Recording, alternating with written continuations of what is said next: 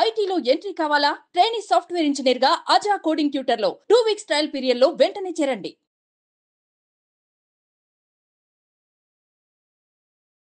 So చాలామంది money మంత్ర classes ఎప్పుడెప్పుడు ఎక్కడెక్కడ ఉంటాయని చెప్పేసి అడుగుతున్నారు కాబట్టి సో ఫస్ట్లీ మనీ మంత్ర క్లాసెస్ అయితే 26th January 2025 విశాఖపట్నంలో ఉంటుంది. 2nd February 2025 తిరుపతిలో ఉంటుంది. అండ్ 9th February 2025 రాజమండ్రిలో ఉంటుంది. అండ్ దాంతోపాటు 16th February 2025 బెంగళూరులో ఉంటుంది. అండ్ 2nd March 2025 విజయవాడలో ఉంటుంది. సో ఇప్పటి వరకు అనౌన్స్ చేసినటువంటి క్లాసెస్ ఎన్రోల్ చేసుకోవాలి అనుకున్నటువంటి వాళ్ళు వెంటనే స్క్రీన్ మీద కనిపిస్తున్న నెంబర్కి సంప్రదించండి. మనీ మంత్ర వీడియోలో ఏం చెప్తున్నారు? మనం ఎన్నో కళలు కంటుంటామండి, మరి అవి నిజమవుతున్నాయా లేదా ఒకసారి పునఃపరిశీలించుకోండి. ఇప్పటివరకు ఏమేమి కళలు కన్నాము, ఇప్పటివరకు ఏమి సాధించాము, అసలు ఇది అవుతుందా లేదా. ఒకటి ఇక్కడ ఏమవుతుందంటే కళలు సాధించే సామర్థ్యం లేనిదే మీ అంతరాత్మ మీకు పిలుపునివ్వదు. అర్థమవుతుందా? అంటే ఒక కళ పడింది, ఒక విషయాన్ని నువ్వు కావాలని అనుకున్నావు, దాని గురించి నువ్వు ఆలోచించావంటే దానికి నువ్వు సామర్థ్యం కలవాడివి అయితేనే నీ అంతరాత్మ దానికి పిలిపిస్తుంది.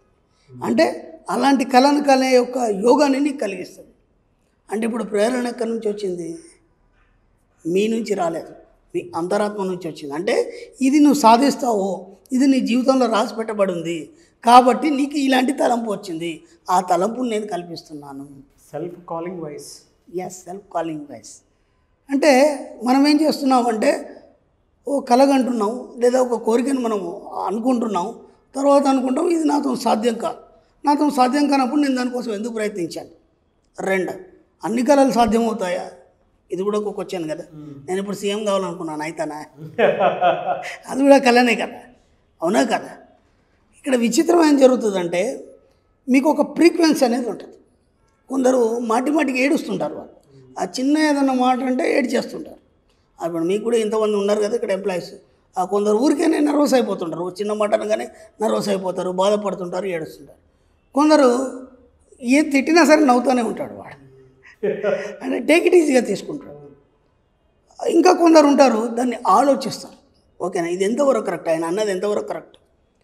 ఇప్పుడు ఇక్కడ ఉన్నారు అందరూ వ్యక్తులు, ఓకే అందరూ మనుషులే. ఈ 3 వ్యత్యాసాలు ఎందుకు వచ్చినాయి వీళ్ళ లోపల? ఇక్కడ విచిత్రం ఏం జరుగుతుందంటే మీ ఫ్రీక్వెన్సీ లెవెల్ని బట్టి మీ జీవితం ఉంటుంది. ఓకేనా, మీ ఫ్రీక్వెన్సీ లెవెల్ లో ఉన్నప్పుడు ఏమవుతుందంటే ప్రతిదానికి బాధపడాల్సి వస్తుంది. ఎవరైతే బాధపడుతూ ఏడుస్తున్నారో ఒక విషయానికి అతని ఫ్రీక్వెన్సీ లెవెల్ అనేది చాలా తక్కువ ఉంది. ఓకేనా, ఆలోచిస్తాను అనుకునేవాడికి మధ్యస్థంగా ఉంది. ప్రతిదాన్ని టేక్ ఇట్ ఈజీగా తీసుకుంటాడు కదా, వాడు హైలో ఉంటాడు. వాడు ఎప్పుడైతే ఆ ఫ్రీక్వెన్సీ లెవెల్ హైలో ఉంటుందో వాడు ఖచ్చితంగా వాడి జీవితంలో ఒక ఉన్నత స్థాయికి వస్తాడు. ఓకేనా, కాబట్టి మీ కళలు కానీ సామర్థ్యం ఏదైతుందో మీ అంతరాత్మ మీరు సాధ్యమైతేనే పిలుపునిస్తుందంటే మీ ఫ్రీక్వెన్సీ లెవెల్ చాలా హై స్థాయిలో ఉంది అన్నప్పుడే మీకు వాటి పట్ల ఆలోచనలు వస్తాయి. కానీ మీరు చేస్తున్నారంటే మీ ఆలోచనల ద్వారా, మీ ఆలోచనలు వేరు, అంతరాత్మ పిలుపు వేరు. ఎందుకని చెప్తున్నానంటే ఇంతకుముందు మనం చెప్పుకున్నాం conscious mind, sub conscious mind. ఓకేనా, కాన్షియస్ మైండ్లో మీ ఆలోచనల ద్వారా ఆ అంతరాత్మను మీరు అదిమి పడుతున్నారు కాబట్టి మీరు అనుకున్న కళల్ని మీరు సాధించలేకపోతున్నారు. కాబట్టి ఇప్పుడు ఏం చేయాలి మీరంటే ఒక కళను మీకు ఒక ఊహ కానీ ఒక కళ కానీ ఎందుకు వచ్చింది? కళలు ఎందుకు వస్తాయి? బలవంతంగా అంచుకున్నటువంటి కోరికలు ఏవైతే ఉన్నాయో వాటిని మనము బయట తీర్చుకోవడానికి మనకు సాధ్యం కాదు. అంటే నేను ఉన్న పొలంగా నేను ఒక లగ్జరీ చేయాలని అనుకున్నాను, ఇప్పుడున్న పరిస్థితిలో నీకు సాధ్యం కాదు కాబట్టి అది కళ రూపంలో మీకు సాధ్యమవుతుంది. కళ రూపంలో ఖర్చు లేదు కదా. మీరు ఒక మంచి ఒక భవంతికి వెళ్ళినట్టు కానీ, లేదంటే ఒక పెద్ద గ్రాండ్ ఫంక్షన్కి వెళ్ళినట్టు కానీ, ఆ గ్రాండ్ ఫంక్షన్లో మీరు వీఐపీ లాగా మంచి కోట సూట్ వేసుకున్నట్టు కానీ, అందరు మీకు హాయ్ చెప్తున్నట్టు కానీ, ఇదంతా కళ రూపంలో పడిపోతుంది. ఓకేనా, అంటే నువ్వు ఆ కళ ఎందుకు వచ్చింది నీకు?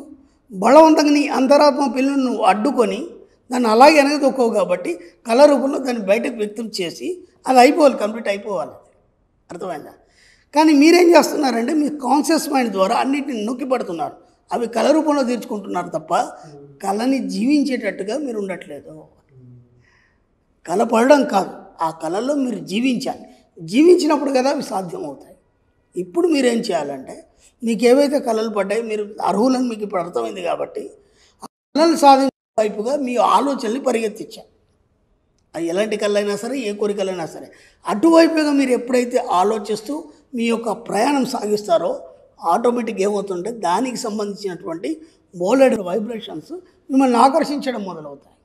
అంటే ఏమవుతుంది, ఇప్పుడు మీరు ఒక మంచి స్టార్ హోటల్లో మీరు ఒక హై స్టేజ్ ఒక లెవెల్లో ఉండాలని మీరు ఏదో అనుకున్నారు, మీరున్న పరిస్థితిలో మీరు అది చేయలేరు. ఇప్పుడు ఏమైందంటే అనుకోకుండా ఏదో కంపెనీ నుంచి మీకు ఒక ఆఫర్ రావడం, అర్థమైందా? కంపెనీ నుంచి తీసుకెళ్తారు చాలామంది. ఉన్న బలంగా ఏమైపోద్ది అంటే మీకు ఆఫర్ రావడం, ఆఫర్లో మీరు పాల్గొనడం. ఇప్పుడు ఖర్చు అంతా కంపెనీ భరించేసి ఆ లగ్జరీస్ లైఫ్ని మీకు చూపించేస్తుంది. అర్థమైందా?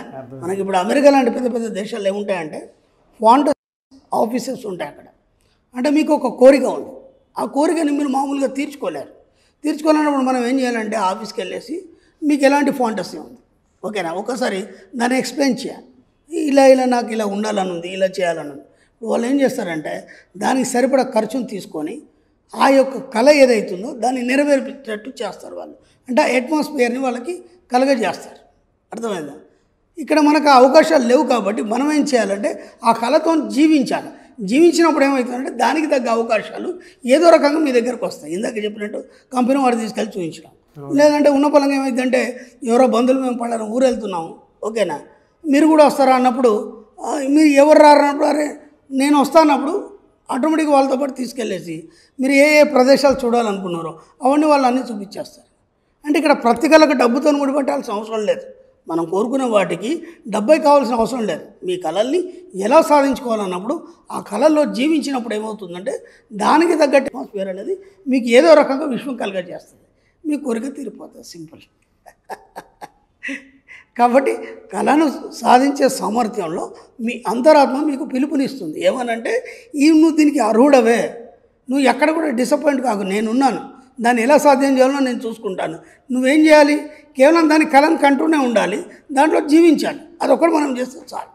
కాబట్టి everything is possible with this subject.